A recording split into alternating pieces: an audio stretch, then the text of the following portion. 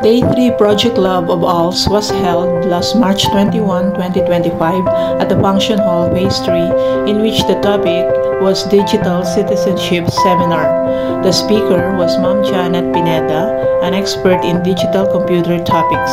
All students and teachers participated in the said seminar.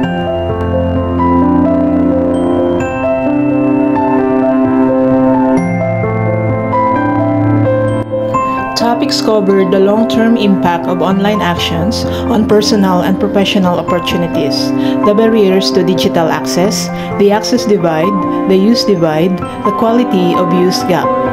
Digital citizenship encompasses the responsible and ethical use of technology, including internal, to engage in online activities safely, respectfully, and legally while understanding the impact of one's actions on oneself and others.